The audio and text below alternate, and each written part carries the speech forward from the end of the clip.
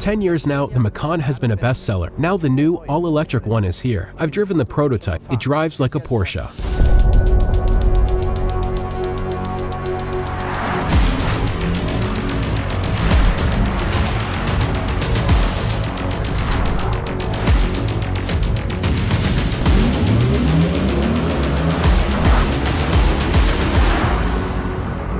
Jörg, what goals and challenges were there during development in terms of retaining the identity of this successful model line? When we develop a new model, Porsche always focuses on performance and driving dynamics. That's Porsche.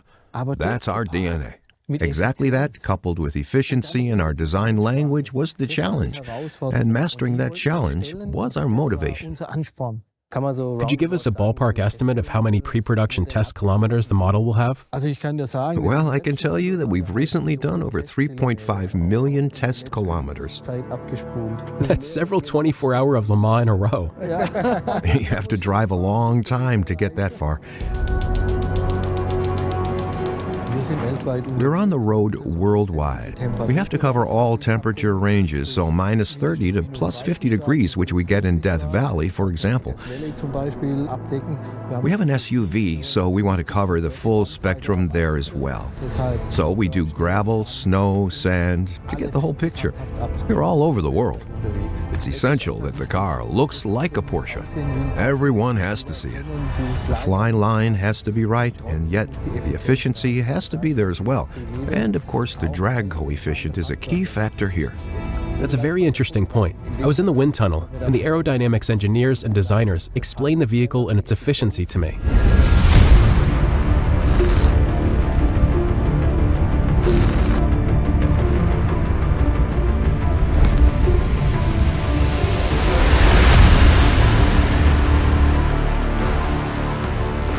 Wow, Thomas, what area are we in here in the wind tunnel? This is wild. We are right in the center of the aerodynamics development unit at Porsche. You see the big motor in front of us. I've never been in a wind tunnel, and certainly never been so close to this fan. The dimensions are crazy. This is where the wind is accelerated. It's about 70 kilometers an hour here, and it generates 300 kilometers an hour in the measuring section. But not here. No, not here. Right here. The speed is significantly lower. I still have loads of questions, so let's move on to the car.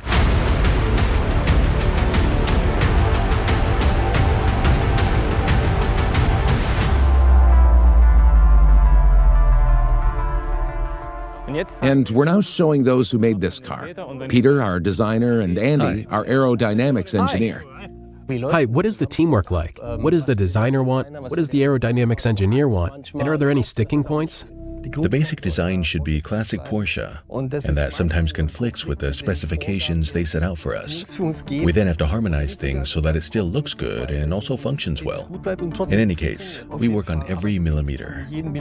Yes, this is true. It was a pretty intense collaboration with the designers, particularly these corners that are so nicely accentuated here. The aerodynamics engineer always wants to take it further, especially when there are shorter overhangs, and when the design wants to stay further in. I think we found a great compromise here in combination with the air curtain channel.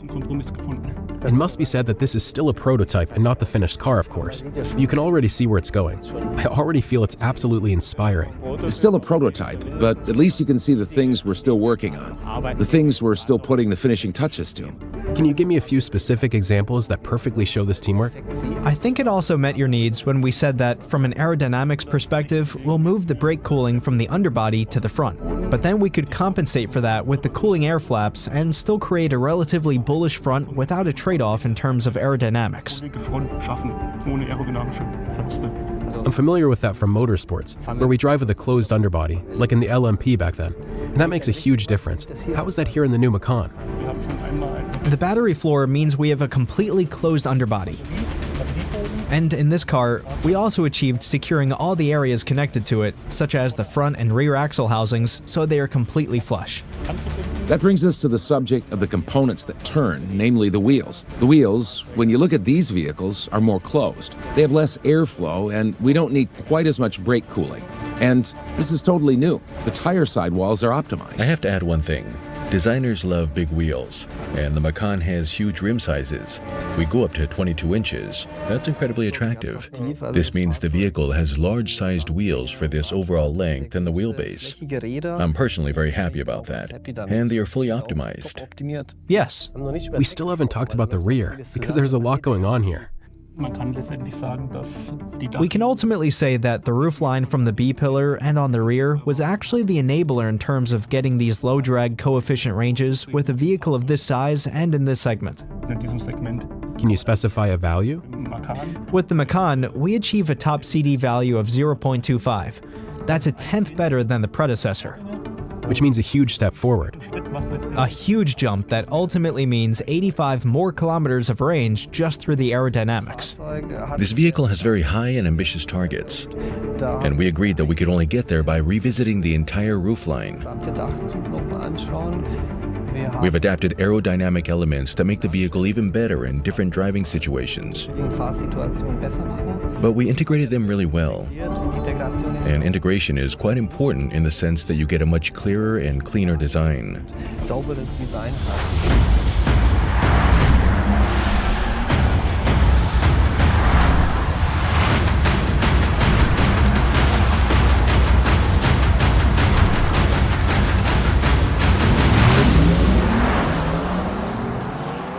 Now we can see the technology under this aerodynamic shell. Let's dig into the details. Can you give me some outline data, a few figures? We will have over 450 kilowatts of power in the vehicle, over 1,000 Newton meters of torque, and we're well under 4 seconds from 0 to 100. That felt extremely fast, and I have to say, reproducible as well. That's our standard, feeling that thrust not one time, but of course over and over again. And what we promised in the past, we are promising with the electric cars as well. Can you show us where this dynamism comes from? The key is packaging and weight distribution. One thing is key, of course. The battery in the center with an extremely low center of gravity helps, but when you go back here, you can see how we've moved the drive further back. This enabled us to create the space here for the rear axle steering. We have an adjustable 5-degree angle.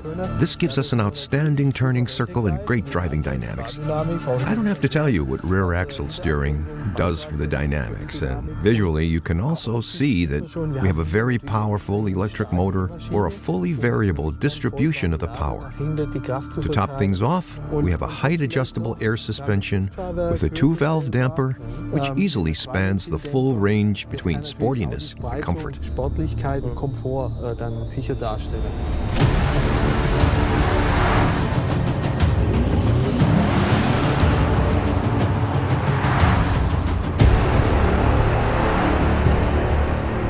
How did you resolve the question of getting the characteristic Porsche dynamics and performance, as well as range? The first thing you need is power.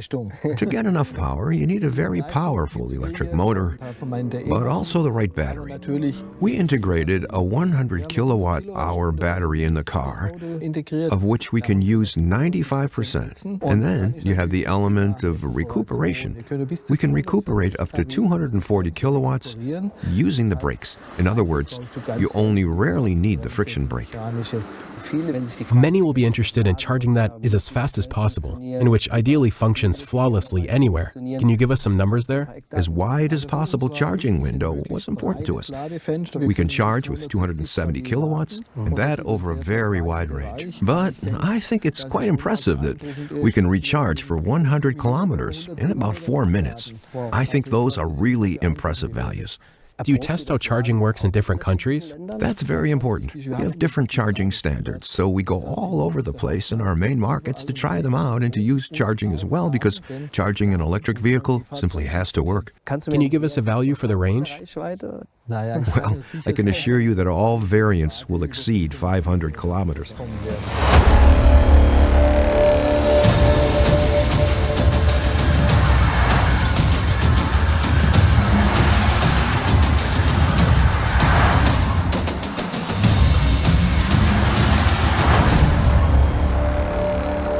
I have to say, it brakes and steers like a Porsche. Incredibly good feedback via the steering. You can feel the power, the acceleration. But the Macan isn't just supposed to be a sports car. The Macan must be an all-rounder that covers the full range of customer benefits. And it must be recognizable as a Macan. We have achieved the entire spectrum, and the challenge of implementing this was an incentive for all of us.